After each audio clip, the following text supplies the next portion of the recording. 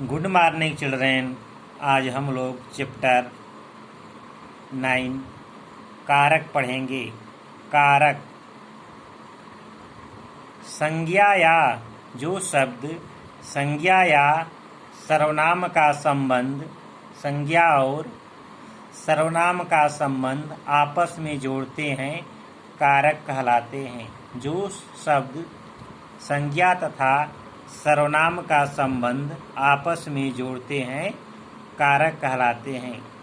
देखिए, संज्ञा तथा सर्वनाम के जिस रूप से उसका सीधा संबंध क्रिया के साथ ज्ञात होता है उसे कारक कहते हैं।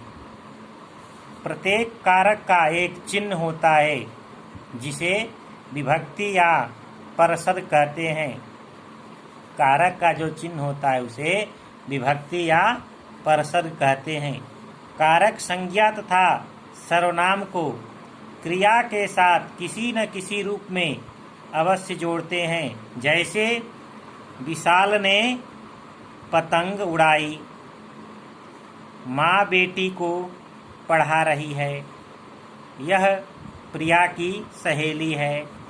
ठीक, तो इन वाक्यों में ने, देख रहे हैं, ने विशाल ने पतंग उड़ाई, ने को माँ बेटी को पढ़ा रही है को, और की यह प्रिया की सहेली है। इन वाक्यों में ने, को, की विभक्ति विशाल, बेटी और प्रिया संज्ञा शब्दों का अन्य शब्दों के साथ संबंध बताने का कार्य कर रहे हैं और अर्थ को भी पूरी तरह से स्पष्ट कर रहे हैं।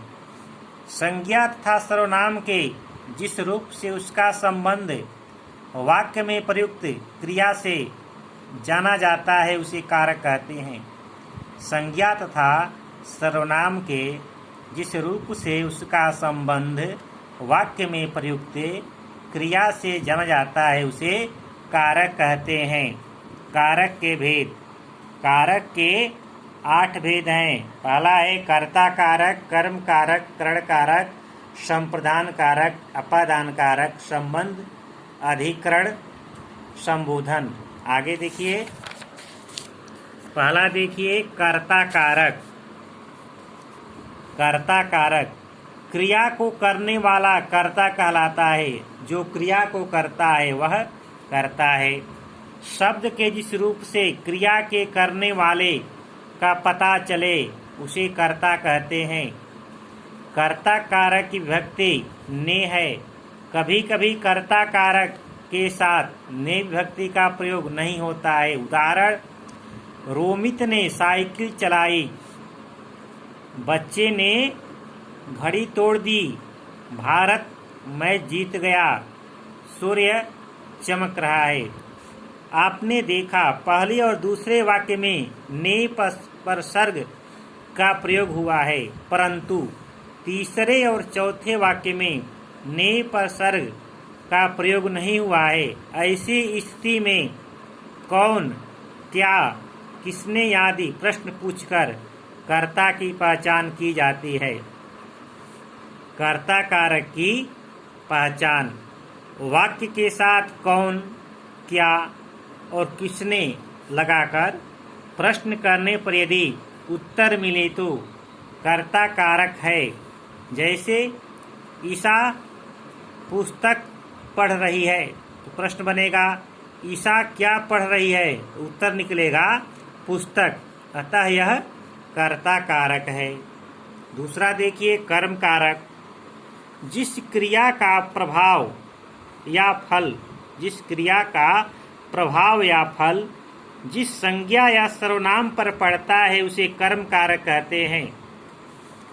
कर्म कारक की विभक्ति को है। उदाहरण, नानी बच्चे को कहानी सुना रही हैं, कृष्ण ने अर्जुन को उपदेश दिया, अमित आम खा रहा है, पिताजी मैच देख रहे हैं। इन वाक्यों में बच्चों को, अर्जुन को, आम, मैच कर्म है। ये चारों संज्ञा शब्द क्रिया का आधार है। कभी कभी कारकों में को परसर्ग का प्रयोग नहीं किया जाता है। कर्म कारक की पहचान। कर्म कारक को पहचानने के लिए क्रिया से पूर्व क्या लगाकर प्रश्न करते हैं, उसका जो उत्तर मिलता है वह कर्म कारक होता है।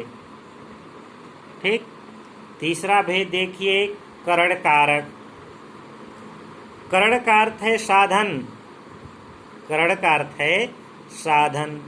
संज्ञा या सर्वनाम के जिस साधन द्वारा क्रिया संपन्न होती है, संज्ञा या सर्वनाम के जिस साधन द्वारा क्रिया संपन्न होती है वह करण कारक होता है। करण कारक की विभक्ति से तथा द्वारा होती है। उदाहरण, माँ ने दूध से खीर बनाई।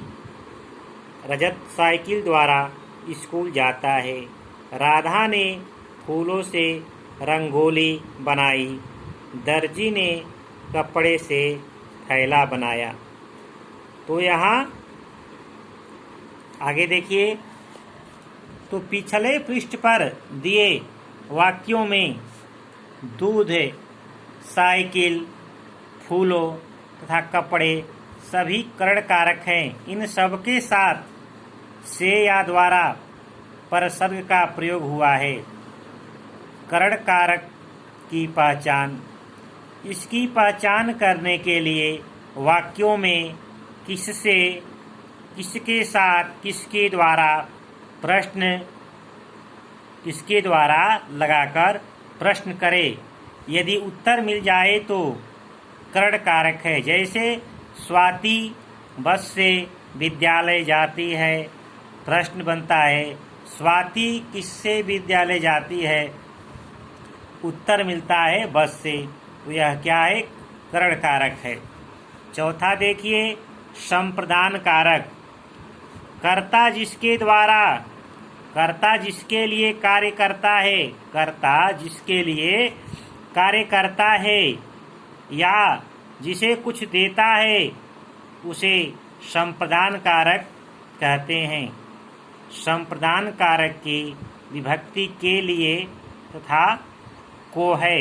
उदाहरण, मैंने पिताजी के लिए चाय बनाई। ठीक। माँ ने ऋचा के लिए गुड़िया खरीदी।